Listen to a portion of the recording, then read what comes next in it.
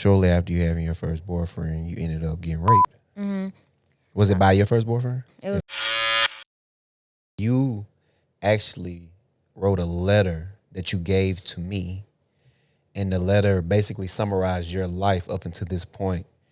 And I gotta admit, you were extremely vulnerable on that. And what I think about when I read that letter is, I am you and you are me.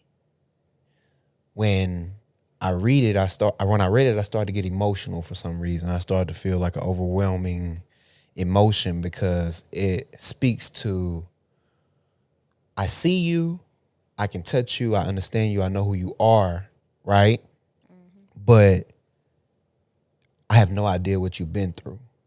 And I think most of us can resonate with that. Like, we suffer in silence. So again, on behalf of the audience and myself, I want to thank you for coming on to the show to share your story. Of course.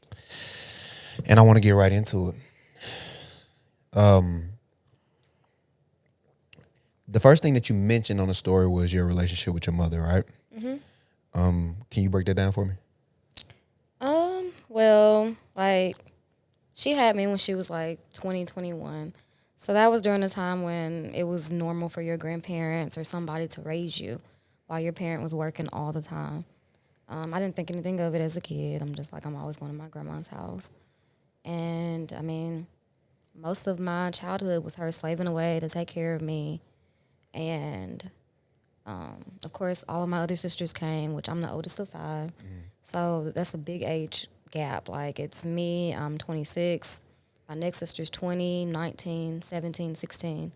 So most of, like, my young years was helping her in a role that I didn't really ask for. Mm-hmm. But, I mean, it was what it was at the time. I think that kind of hindered us having, like, a tight-knit daughter and mother bond. Right.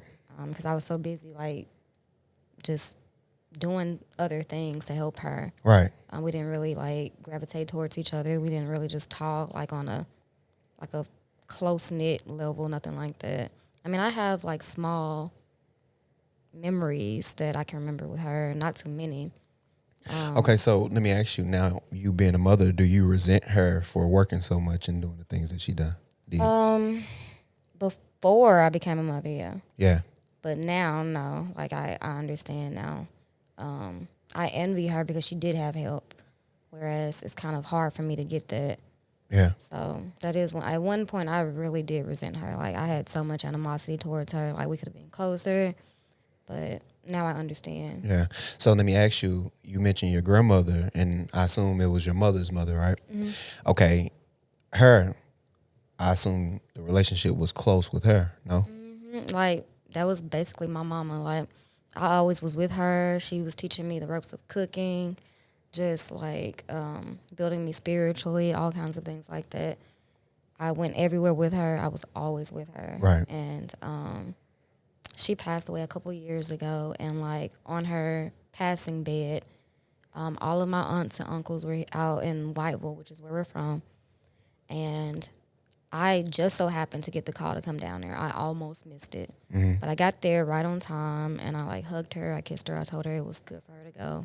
Like, you know, we're going to all be okay. And she passed away. Yeah, yeah. And, okay, so mom working all the time, grandmother was there kind of showing you the ropes, being the mom. Mm-hmm. What about your relationship with your father? We don't have one.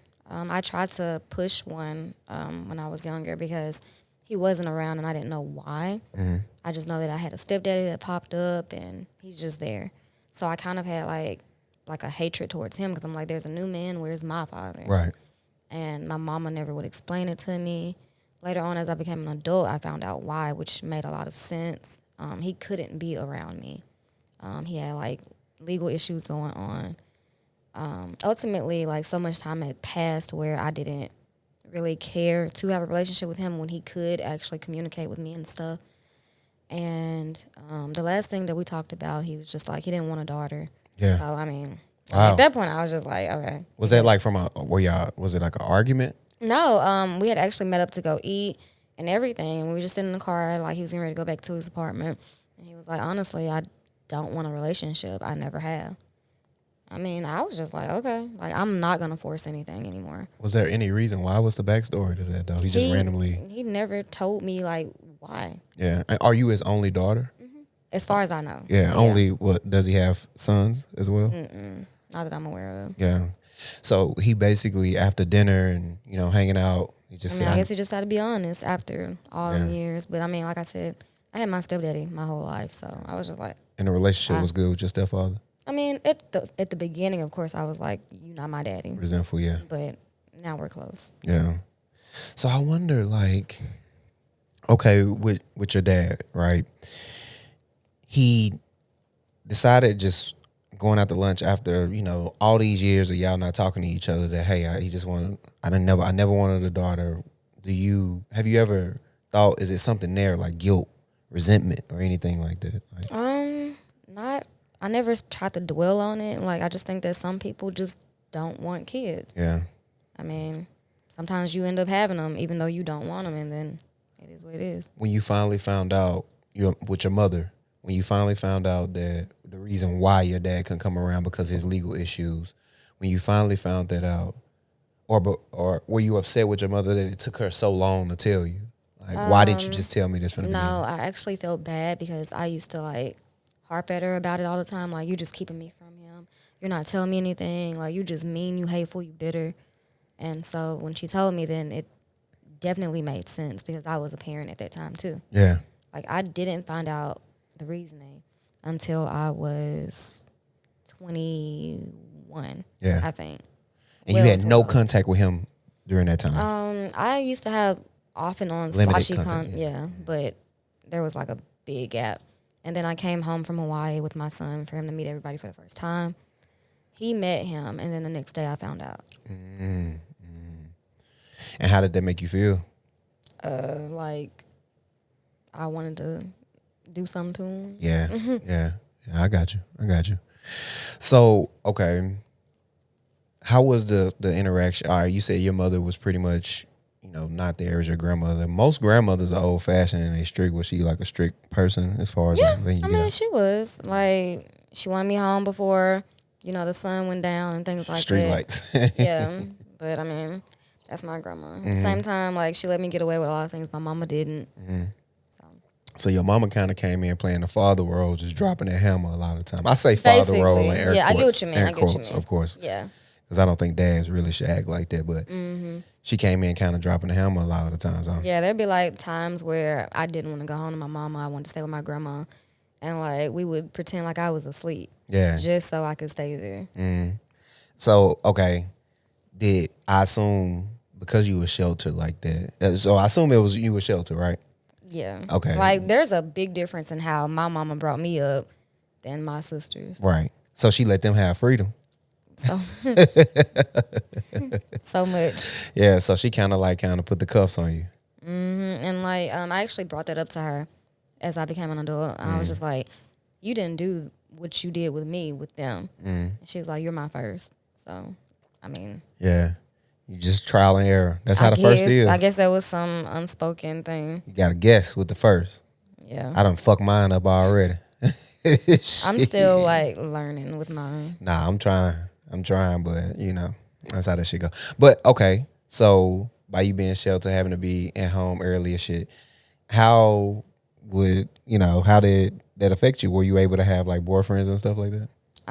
No, like if my mama found out I was texting, talking to anybody, like she'd take my phone that I finally did get when I was like 16. Yeah. I couldn't go anywhere anyway, so she really didn't have that much to worry about. But I finally did have my first boyfriend when I was about to turn 18. Just went wild. I know it. Come on. I had planned to save my virginity to marriage. I was actually really close. But me and him really hit it off, and young, and yeah.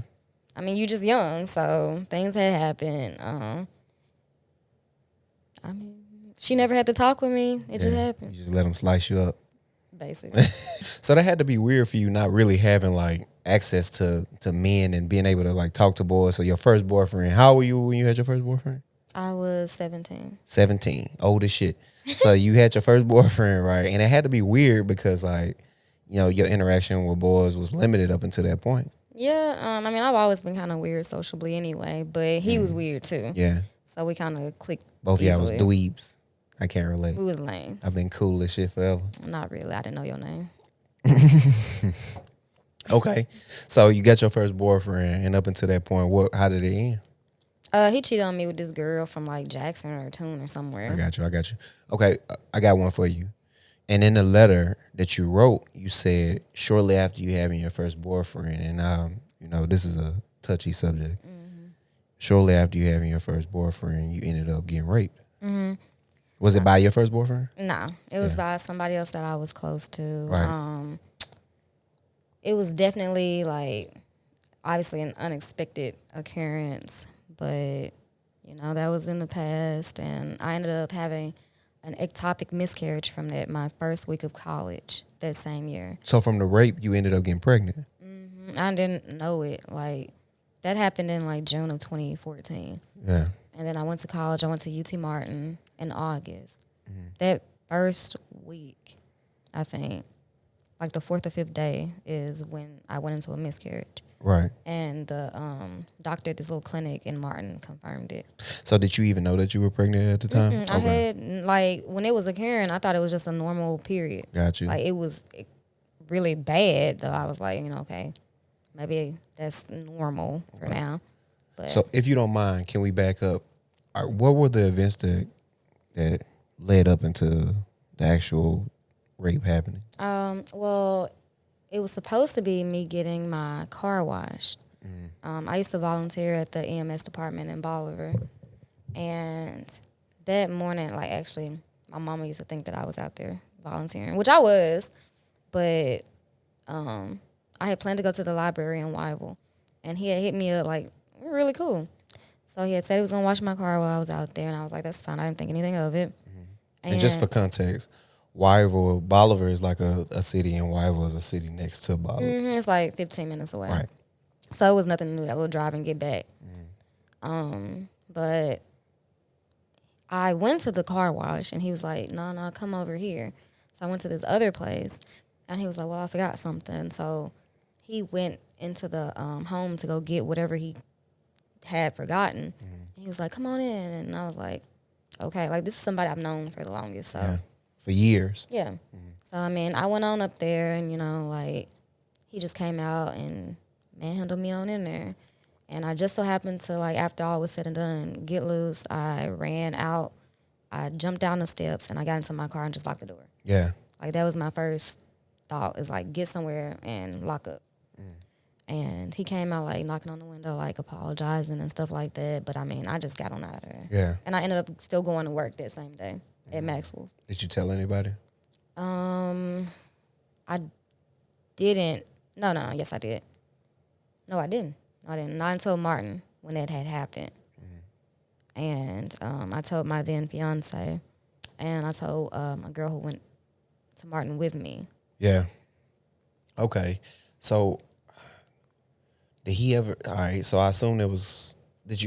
Spoke with him? Did you speak with him after that? He, like, in that moment, he blew my phone up, like, apologizing and stuff, but never since then. Okay, so I assume prior to that, because you said you had known him for years, it was some sort of, like, history between y'all? Nah, we were just really good friends. Just really good friends. And you even spoke with me about how he was somewhat abusive leading up So, into like, I think something detrimental happened in his, like, life around the time, and he started just acting really weird, like, completely different than himself. And one time he, like, popped up at my job and, like, manhandled me again, to where I ended up having, like, an issue with my eyes from then. Yeah. And so, like, ever since then, which was years ago, I have the worst vision problems. And, like, my optometrist is like, I don't know how much longer you're going to have your vision, yada, yada, yada, which So I you can could count. possibly be blind in the future. I mean, that's what she says, but who knows? Right. Let me ask you this question. What did he do exactly As that far led up to the loss of the vision? Like, was he hitting you in the face, in the eye? he kind of, like, hit my head into the steering wheel of my car, of my mama's car that I was in. Got you. So, okay. You had that situation, and you ended up at UT Martin, which is a college in Tennessee. you went to the college and you found out you had a miscarriage and it was actually by him. Does he know that? Did he ever know? No, I never talked to him. Never talked to him. Okay, and you met. You said you spoke with you had a fiance there. Was that something that you already have him as a boyfriend or something? Yeah, we were already dating and stuff. Like, he knew about my friends and all that. So I didn't think anything of all of that. But that was my first husband, my oldest son's daddy. You met him prior to going We to were UT in high school together. Got you. And then he ended up proposing to you post high Over school. the summer. Okay. You've been married twice. Hey now, come on now. You better write a book. Give him some advice. I'm collecting them. All right. Shit. Okay, so he proposed to you before college. And then y'all ended up going to college together. No, he went to the Marines. Oh, he went to the Marines. Got you. And while you were in college. Okay. From there, how does that play out? Like, how do you find out about the miscarriage? You get with your husband. Like, what's the story? Well, we were already together when everything occurred. So like, as soon as I told him, like, I didn't realize it was a miscarriage up until like the next couple of days when I went to the doctor. Right. But as everything was happening, I was just telling him something wasn't right. And he like flew emergency from Bolivar to Martin and stayed with me, took care of me. And he felt like it was his fault because after everything had happened, I was actually calling him. Yeah. But he was asleep. So he kind of blamed himself for it. Like, if I'd have just answered the phone, maybe it wouldn't have happened. But it wasn't his fault. Right. So y'all engaged. You going to Martin. He's in the Marines. I assume he gets deployed, maybe? He was going through boot camp. Boot camp at the time. Yeah. And after boot camp, y'all get together. Y'all reunite. Yeah, so after boot camp, that's when I basically left Martin around the same time. Went out to North Carolina, or South Carolina at the time. That's where you were stationed? That it wasn't stationed. That's just where he had boot camp. Right. Oh, so that was on Paris Island. He graduated. From there, he went to North Carolina for ITB, which is infantry training. And he got his station, which was in Hawaii. Right. Like, that was in February of 2015. And I flew out to Hawaii in April of 2015. And you flew out to Hawaii. That must have been a dream, right? Hawaii is basically a volcano. You just living on a volcano. It ain't that great. I'm going to be honest with you. I don't care. It's not that great of a place. You live out there for some years and come back to me. Was it paradise, though? To me. Why did you leave? To co-parent. Like, things were really good. Like, that was one of my most healthiest relationships, but the military can really phase somebody mentally. Like, I had my son alone, so postpartum depression was really bad. We just both changed. Right. And we were both growing up, too, because we got married young, like 18, 19. Yeah. And so we just grew apart, and he went back to Tune. I came back to Bolivar. We already had my son, so we co-parented. Gotcha. So was he, during his time in the military, was he deployed a lot? Yeah, I spent 6 years in the military myself. Yeah, he was deployed No, it's not 3 about times. me, but I just had to say something about myself. Yeah, I think he was gone. He was probably home maybe 3 or 4 months out of every year. So you didn't get to see him that much. You were pretty much alone. Did you build a tribe there? Did you have people there that, like, you know, friends and so on and so I had on? 2 friends, a girl named Capricia and a girl named Janelle. They were basically it. Were they military wives as well? Yeah. Gotcha. Because you can kind of build a tribe on, you know, on base. And to this day, actually, we all founded this military significant other group, and it's huge now. And it was me and a few other girls who started it years ago. Okay. But one of the girls actually passed away. So. Okay, so you decided you were there in Hawaii. You spent how many years there? About 3 years, going on 4. 3 years in Hawaii, 3 and some change. You spent that in Hawaii, hanging out. Then you got to move back to Tennessee. And then I moved back during the wintertime, so that was horrible. Was it like lackluster coming back? Like, oh, this shit. I was so depressed. Yeah. But you needed to come back, right? To co-parent, yeah. So y'all decided to call it quits after so long. Yeah. Was it a reason? Like, is it a reason why? It's like, I mean, I basically just always felt like I was by myself. I was parenting alone. I was romanticizing myself alone and stuff. So I ended up. You was playing with yourself? I don't know what that means. You got to educate I me. had to love myself. Like, he wasn't giving me attention. He wasn't giving me communication time of day. Like playing with yourself? Nah, dog.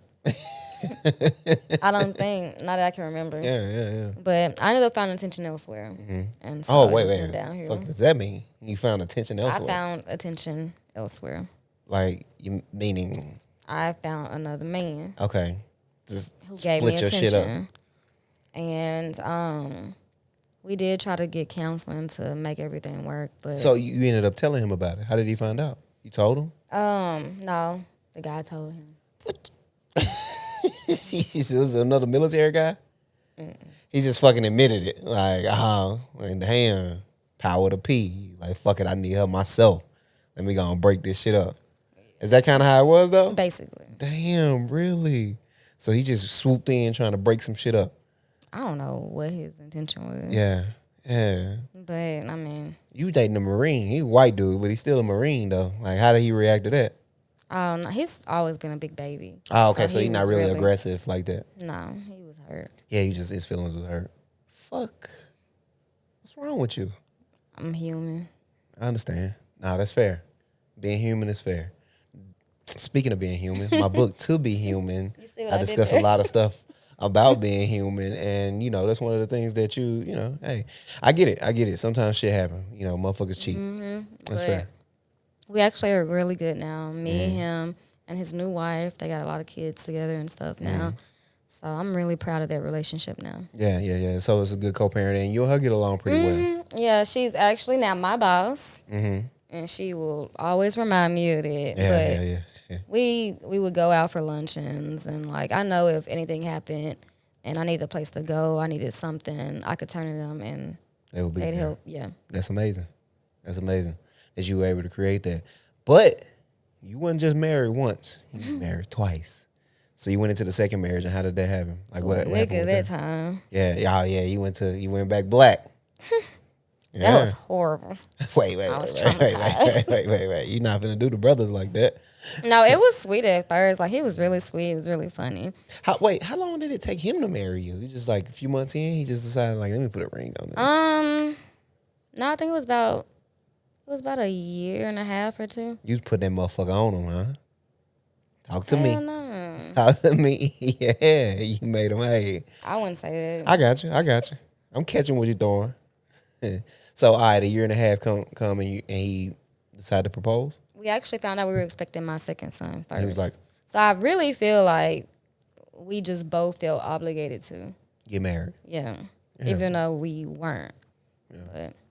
So y'all ended up getting married, and how was that? It had its highs, it had its lows. It got really unhealthy. Yeah. How so?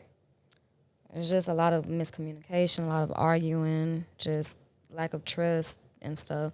It got to a point where I was just like, okay, this is my karma from the first marriage. I have to eat this. Yeah. I have to accept it. I have to deal with everything he's throwing my way.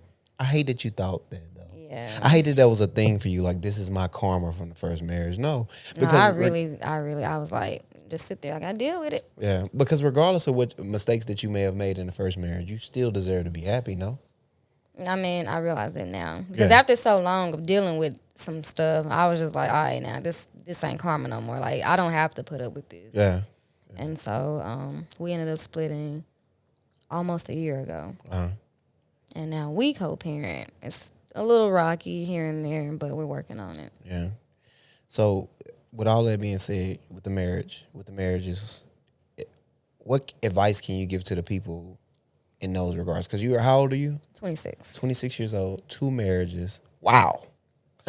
Infinity stones. You just collecting them. Infinity okay. Stones. So you're 26 years old, 2 marriages, and what advice can you give to the people? Don't rush anything. Yeah. Don't settle. Yeah. For sure. And don't get out of character. Like with my first marriage, everything that I did when it got bad, that wasn't me. Yeah. That's not how I was raised. That went against all my morals. You were lonely. You need somebody to Fuck you. Come on now. Come on now. That's not no excuse. And then with the second one, I just settled for a lot of stuff that I didn't have to. Do not settle. Don't feel like you have to rush anything. A child ain't gonna keep no man or a woman. Yeah. Like, just live your life for you. I got you. So, and here you are now. Who is Maya now?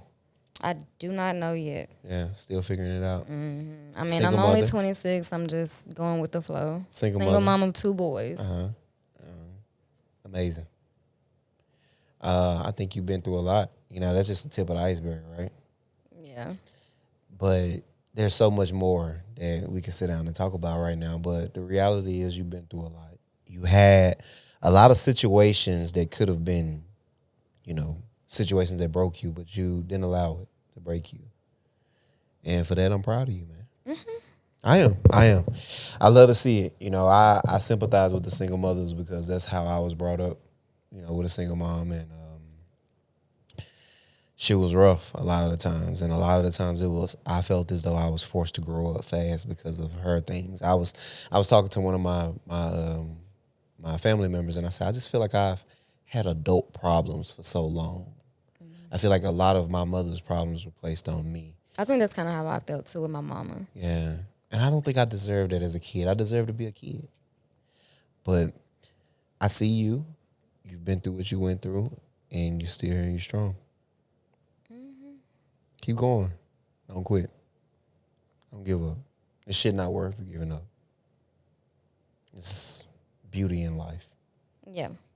I believe so. I thoroughly enjoy life, the good and the bad. I bet you do. I do. I eat this shit up. Like, I just look at myself sometimes like I'm so fucking amazing. I love every minute of it, the good, the bad. It's like a fucking a good Lifetime movie. Every fucking second of it. You know, Lifetime movies suck, right? But mine is a good one. It's like when you find that fucking diamond in the rough.